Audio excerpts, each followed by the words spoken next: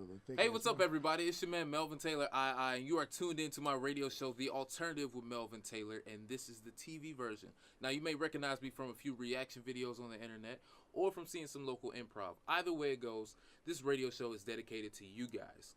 We like to talk about what's going on in music, entertainment, more, while also having some very cool interviews at the same time. So definitely check it out. Let me know what you think. You can find me on social media, Melvin Taylor II, or find the radio show, The Alt with Mel, on social as well. And just hit me up and let me know, all right? I'll see you guys soon and enjoy the show.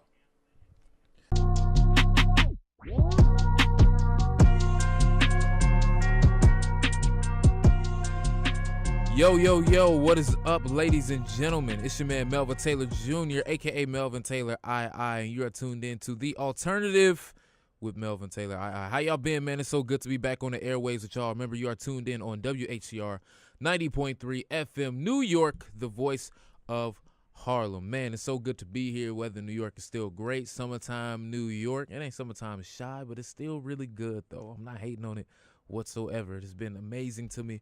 Real nice, man. We done had a lot happen this past week. Jaden Smith dropped a new album on IGTV. We was actually just talking about that. And Jaden, I'll gladly wait until you put that out on streaming services in like 2 months or so, bro. I'm definitely with you on the Sire tip that you named your last album, but I can't sit there and listen to the whole thing on IGTV. I'm not there yet. I know they're trying to make that into their YouTube, but I'm not super into it all the way just yet. But the guest that I have here today, actually, someone who he pretty much broke some news on how IGTV was going to be rolled out and something big that was going to happen on it. But due to him breaking this story, this didn't end up happening, unfortunately. But it will come at a certain point in time. I still got faith in that. And then aside from that, he's just a good dude all around. He's been an amazing person that I met ever since I came to New York City. Treats everybody right that I've ever came across. So if you hear anybody that ever says that he's bogus by any way, shape, or form, tell them they can come see me and we can talk about that. My man, Brandon Scooby Robinson. What's up, Chief? How you doing, bro? I love you because I'm in Harlem at almost after midnight and probably past my bedtime. It more than likely is. From how long I've known you, this is definitely way past your bedtime. Appreciate it, though. You're welcome, man. Most definitely glad to be on your platform and keep it real. Yeah. Yes, sir. So how you? Everything been good? Everything's been good. I'm home, so you know. Oh, there you go. There you go. Good. Said he was in Uptown all day today anyway, so I was like, good. Let's go ahead and just end the night off right. Stop by the radio station. Of course. Make sure everything go well. So everything good. I see you got your Wyoming sweatshirt on. I do. Yeah. I do. Okay. Yes. Okay. Were you able to? Well, first before we even do that, did you hear the Ye album? Because I've seen a lot of people that's like, oh, I didn't wore it, and they ain't heard nothing yet. Have you heard some of it? Parts of it. Oh, you heard parts of it. Do you like those parts that you've heard? I do, so but you know, I think bigger than all that. I think I understood where Kanye was coming from. I think, really? well, let me clarify. Do you think? I think oftentimes when you are establishing yourself as a consistent voice within the realm of media and or music or entertainment at large, there comes a point where sometimes you get stale, whether you've rubbed certain people the wrong way. Yeah. And sometimes, a lot of times controversy sells. Yeah. And he was definitely playing all of y'all, particularly with the Donald Trump rhetoric. Yeah. But I also think when you look at the inner workings of everything, I mean, around the same time he was promoting his music and tweeting, ranting, etc. His wife met with current U.S. President Donald Trump and got someone amnestied and out of jail. And Pusha T put a certain album out in between, or a diss track as well on Drake, and then Drake came out with Scorpion. So I think Kanye has a diabolical mind of a Gemini. Ask me how I know. I'm a Gemini. So I think oftentimes I really think Kobe Bryant was meant to be a Gemini, but he is a Virgo, and so is my mom and my stepfather. So I get him. Yeah, I was gonna say my girl's Virgo too. Now that I understand her so much, I'm like, I get it. Yeah, it makes a whole lot of sense. Yeah. So no, I did not listen to the whole album. Did listen to parts of it, but the parts I did listen to in and out the car, making some errands, etc. I was pleased, and I think Kanye is just creating that sound that is weird that appeals to many. And I think that when you look at hip hop at large, hip hop has always been groundbreaking in creating what is different. Hip hop is no longer sagging your pants, shooting people, moving weight. Right. I think there's an evolution, and hip hop is pop culture. Hip hop is pop. And I think that when you looked at hip-hop in the 80s and the 90s where we were trying to identify ourselves on Yo MTV Raps, where we were trying to identify ourselves in various platforms when they wouldn't let us in, it's now been accepted. And I think that Kanye is being the face of what's next, or the new school, in addition to other people like Kendrick, in addition to Drake, in addition to all of those people. They all looked at Jay, they all looked at Puff, they all looked at Big, Pac, etc. And a lot of folks are solidifying, themselves and who they are. And I think when you hit 2020, you're going to see that solidification and that rule for a little while. So bringing up 2020, do you think Kanye gonna run? No. Okay, thank God. Playing with y'all again. I find it interesting that you said that. He was like, he was really playing y'all, because I could definitely see that. It just makes me.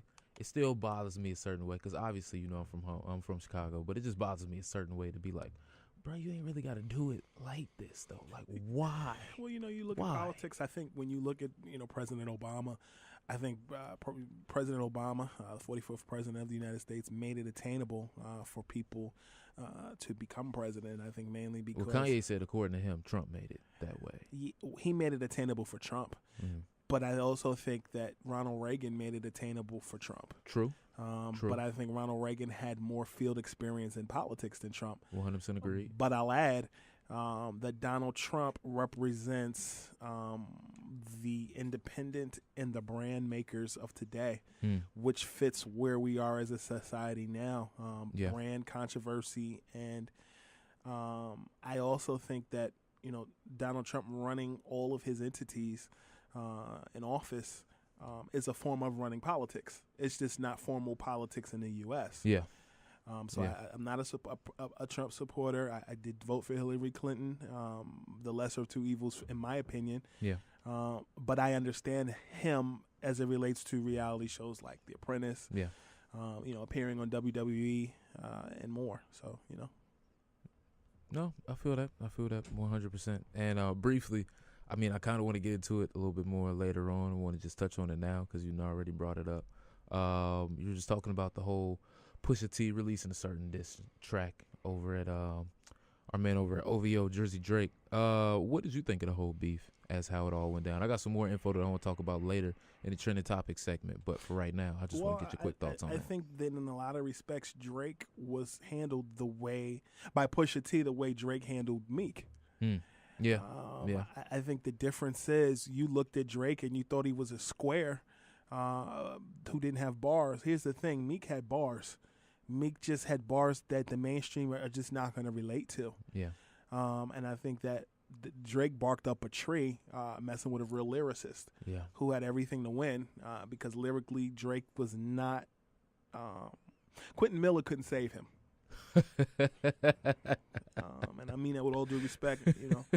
I'm on the rise. I'm sure he'll dig that up later and say this guy right here. But listen, man, Quentin Miller couldn't save him. And I think that at the end of the day, I think Pusha T is the lunchroom table's anthem. I get that. Grinding. I stayed up many a nights.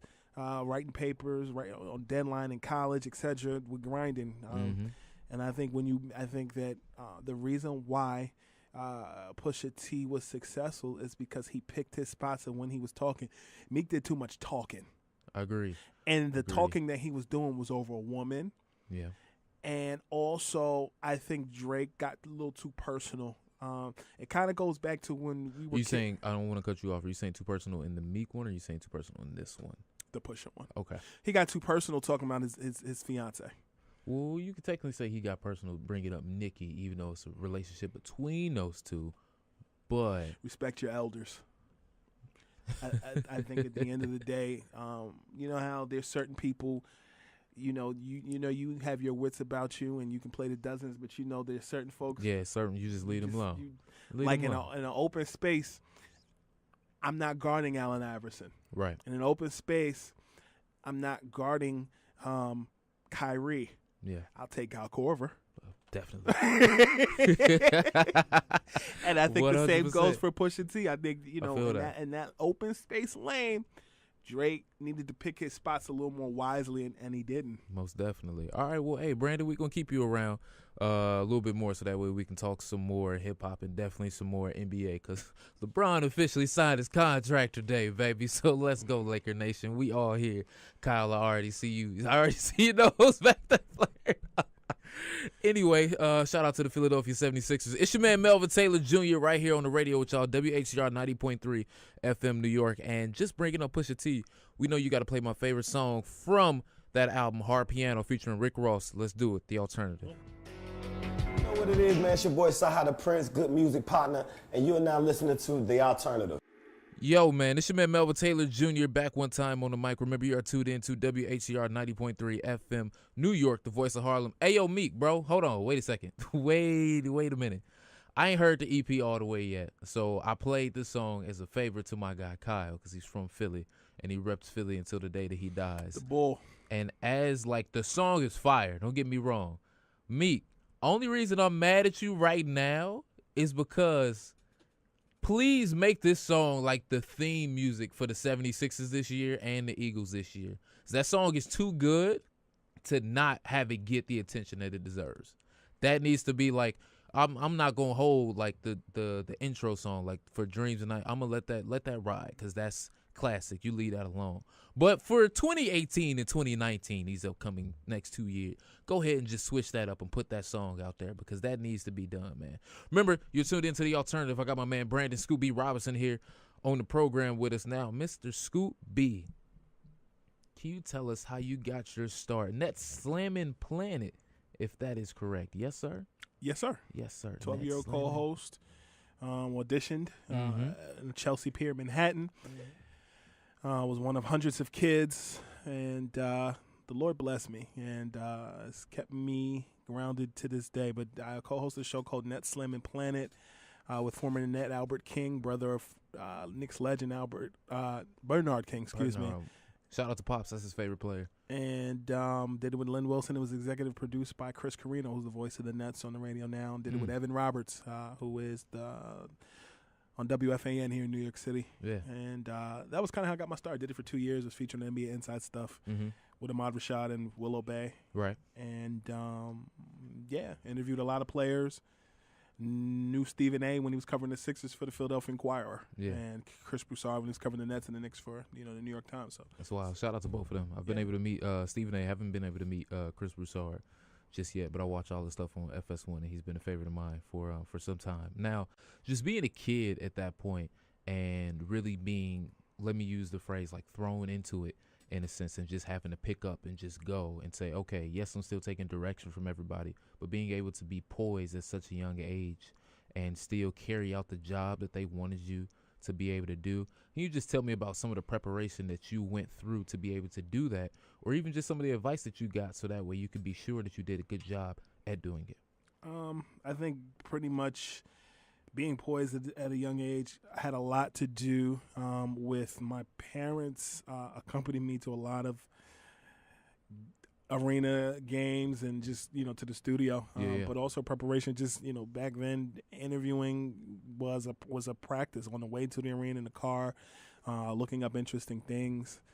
You're a Chicago guy, so back then I was interviewing Kendall Gill. I remember when he was on the TV show My Brother and Me. Also, shout out to Kendall Gill, because Kendall Gill worked out with my little bro right before he went down to school, and he was like, "Hey, yo, this little dude what school you going to? Let me check in so I can get some game film, because you can really do your thing." But definitely shout out to Kendall. For sure. And My Brother and Me, because that was a dope show. Yeah, it was. Yeah. My Brother and Me, man. So, Kendall and, former net Jason Williams, he had the unfortunate shooting accident. Shot his limo driver. Had a good relationship with him. And just developing relationships. When I was 12, I was hearing a lot of conversations in locker rooms that I probably should have been having at 12. And then on the visitor side, got to know Reggie Miller. Met Michael Jordan in the locker room when I was a kid. Met Phil Jackson, Dennis Rodman, Sean Kemp, Karl Malone, John Stockton. Just, those early experiences, just being comfortable around athletes. Tim Duncan. Yeah. Grant Hill, 'cause the list goes on and on. But yeah, and I bet that helps out a lot nowadays, because even with like some folks that I see who do reporting or sports reporting in general, you can kind of tell when some people are really much fans of somebody and not doing as well of a job reporting as they could be, or not, maybe not even say that, just not being as biased about something as they could be. And do you think at all that experience that you had when you were a kid kind of helped you out to today to say, you know what, while I can still be a fan of someone, I can separate my fandom from doing the work that I need to do? Yeah, I think that, but I'll take it a step further. I'm in Harlem. I split time in my childhood between Harlem and New Jersey. Let's get into it. Go ahead. Let us know. And, my family owned a sneaker store and a shoe store on 125th and Lenox Ave. Where the Whole Foods is, we used to own that building. Yeah. And I used to see a lot of players coming in and out, like Mike Tyson, the Wayans brothers, Dizzy Gillespie, jazz legend, Hakeem Olajuwon, Dominique Wilkins, Clyde Drexler. So for me, being around these people and, just being comfortable. I remember being a kid and sitting in a sneaker store and seeing posters of just like Rex Chapman. I remember sitting in Rex Chapman. Yeah. Shout out to the homie. And I remember when there used to be a debate in the sneaker store all the time whether Rex Chapman should be on the store wall or not, his poster. Kind of like in Do the Right Thing, where they were wondering if Larry Bird or Magic Johnson should stay in the pizzeria wall. And, I remember people like, no, you can't have Rex Chapman on the wall. And my mother said, yes, you can. They were like, why? I said, because Rex Chapman is a bad white boy. And that same thing my dad said about him, too. And the funny thing is, when I was a kid, I think at the time, Rex was playing, he might have been playing for the Suns. And this, again, the whole bad white boy conversation was something that was said when I was like 4 or 5 or 6. Yeah. I ran into the locker room at 12, and I shook his hand. I said, Rex, my mom said you a bad white boy. And he fell out laughing. So like, little things like That's that, man. It's like you that set the foundation. Or seeing Derek Coleman in the BK Diamond Cell commercial. Yeah. And being able to reach out to Derek if I need something, and knowing his wife worked for the Nets organization at the time. Shout out to her. So Gina Coleman, if you're listening, hey girl. What up, Gina? But no, I mean that foundation was actually set in the sneaker store, and also, and again, Harlem. My uncle was commissioner of parks for Riverbank State Park, and a lot of guys who played in the NBA that came from the city. Ross Strickland, Kenny Anderson, Mark Jackson, Kenny the Jet Smith. Yeah. They knew my Uncle Billy. My Uncle Billy was the person who introduced me to basketball. And then also my stepfather being from the west side of Chicago. Yeah. Yeah, he the two of them introduced me. So, being able to, I had Rod Strickland on my podcast, Scoop B Radio, which you guys can subscribe on Google Play, TuneIn app, Stitcher app, Apple Podcasts, or visit scoopbradio.com. Go listen to it, because he's always dropping some new exclusive information, ladies and gentlemen. You do not want to miss it. We got 2 million downloads last year. Okay, just you want to pick that up because you feel like you dropped that? No. Okay, but the point I'm making is, the connection to Rod Strickland, who ironically is also Kyrie Irving's godfather. Just talking about that whole Bronx uptown connection, and also Kenny Smith, which was a viral interview that we had on Scoopy Radio that hit ESPN and Jump. Those relationships were fostered through just my early years of just the connection to the game. So, the culture, I'm not just in tune to the game, but the culture that's wrapped in it as well. Yeah. So before we even get more into the game and the business and how you were able to build yourself up into today by talking about some of the stories that helped to highlight you, went viral, and push you forward, I do want to talk about, since it's a mostly hip-hop show, and at some point we're going to get into mostly sports because, like I said, LeBron signed his contract today, so I'm ecstatic. I do want to talk about your experience in the hip-hop world. Sure. Because you're somebody who's written for a number of publications. In the same way in which you're breaking these news stories over in sports, a lot of folks will say, oh, okay, he's just a sports journalist. But before that, you were doing it as a journalist and reporter overall. So just tell us, like, the influence that hip-hop has had on you and how it also helped you to get to where you are today. I mean, hip-hop is I love hip-hop. I think, if I wasn't covering sports or basketball in particular, I'd be covering hip-hop. Yeah. I think for me, again, being in a sneaker store and being around culture, seeing – I told you I split time between New York and New Jersey. On the Jersey side, Queen Latifah, Naughty by Nature, and some of those other guys. But then on the New York side, Jay-Z is my favorite rapper. Also Dipset, particularly Cameron. and all those guys. Killer. I think that the way that I've gone about covering sports, I've used hip hop and that the intersection between sports and hip hop to cover what's interesting to me. Yeah. Like even having Rod Strickland on and talking about rap songs that mentioned his name. You know, where he was the first time he heard that. Mm-hmm. That's interesting. But I also think that when I look at hip hop and at large, I think that you know, I had a chance to be a staff writer at the Source magazine and break stories in sports through the Source magazine, but also break news as a managing editor and columnist at Respect magazine. In particular, 2 years ago when Lupe Fiasco was actually pulled over by the hip hop police, the NYPD's hip hop police task force, and you know, was the pulling over of that was actually, you know, mentioned in Billboard and some of those other things. Hip hop is news now. Yeah. Hip hop is not just hip hop, and there are layered elements to it. So I think, you know, to be honest with you, basketball is my passion, but because I don't think major news organizations were paying, as my mother and my sister would say, paying me no attention. They weren't paying me any attention.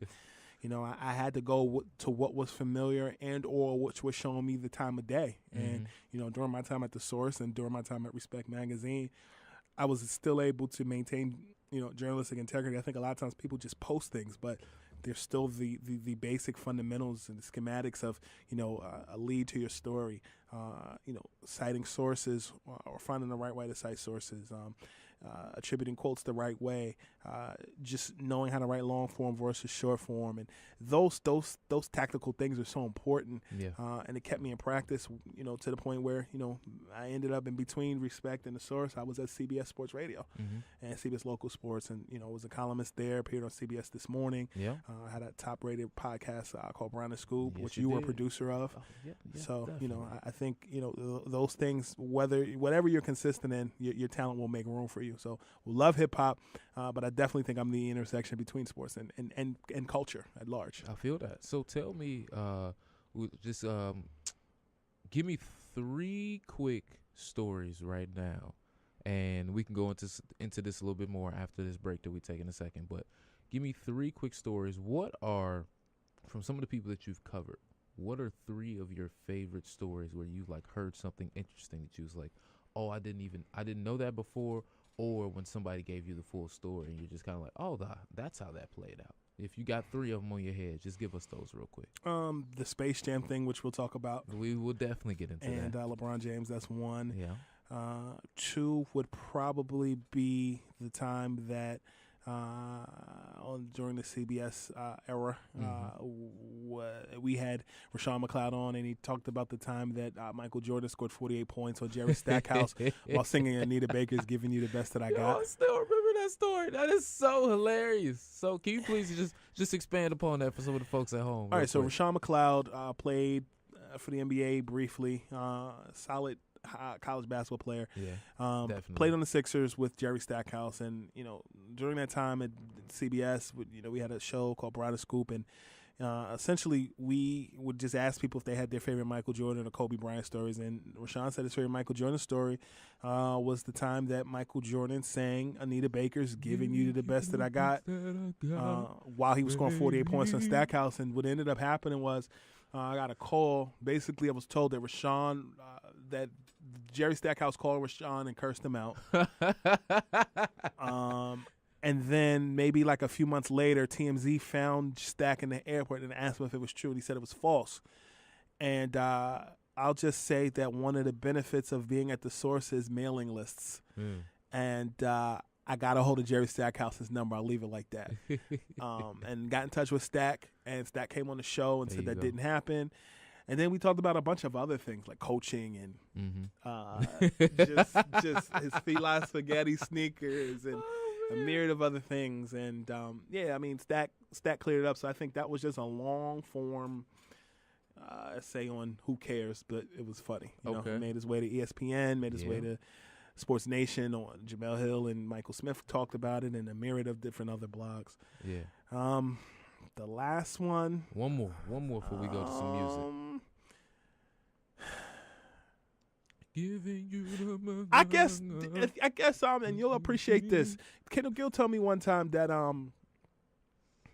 the Nets were playing the Bulls. This was like towards the end of Michael's run in the 90s. Okay. And so late 90s. Yeah, Jim Jackson was scoring heavy on Michael. Okay.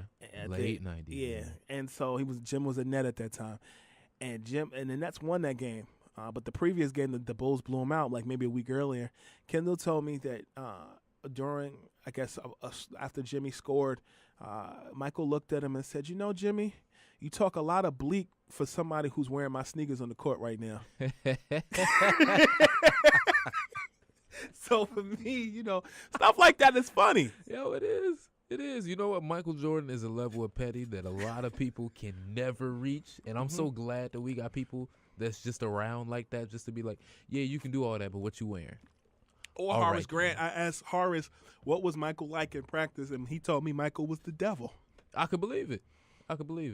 So you appreciate, I think sometimes you appreciate the candor of teammates. Sometimes the candor of the teammate or the coach or the water boy is more intense or more contextually on point than the star themselves. Rod Strickland told me a couple weeks ago that Kyrie Irving would dominate the NBA in the 90s. Yeah. Just a week ago, John Starks, former Knicks, told me that Draymond Green would be he'd get checked. Would get checked in the right? 90s. I feel like Grayson Allen. That's probably going same thing. But yeah, I feel what you're saying for sure. So I mean, you just you love candor. I think one of my favorite interviews of all time, and we consistently talk, is Charles Barkley because he is a reporter's dream. Yeah. Yes, I can believe that. I can definitely believe that. Charles give you whatever you need, and even if you don't need something, he'll still give you some more to work with. Right. And then, I mean, on the music side, Royce the 5'9", telling me that, he believed Big L was a better lyricist than Jay-Z. Yeah. I mean, we know that, but Jay lived a longer time and had longevity in his career and, takes pictures with fine-ass Beyonce. He definitely does. I mean, somebody can be like, hey, Jay, can you hoop it all? He just sent a picture of Beyonce, be like, it don't matter. I scored in life. So remember, this is The Alternative with your man Melvin Taylor, I. As a matter of fact, bringing up Hove, let's get into a little of that on the show, all right? I just want to love you. Let's do it. The Alternative. Boy, Drummer Boy, a.k.a. D-Boy Fresh, man, and you listening to me right here on The Alternative. Yo, what's up, ladies and gentlemen? It's your man Melvin Taylor Jr. We are back one time with y'all on WHCR 90.3 FM, New York, the voice of Harlem. There we go. Hey, what's up, everybody? It's your man Melvin Taylor, I, and you are tuned into my radio show, The Alternative with Melvin Taylor, and this is the TV version. Now, you may recognize me from a few reaction videos on the internet or from seeing some local improv. Either way it goes, this radio show is dedicated to you guys. We like to talk about what's going on in music, entertainment, more, while also having some very cool interviews at the same time. So definitely check it out. Let me know what you think. You can find me on social media, Melvin Taylor II, or find the radio show, The Alt with Mel, on social as well. And just hit me up and let me know, all right? I'll see you guys soon and enjoy the show.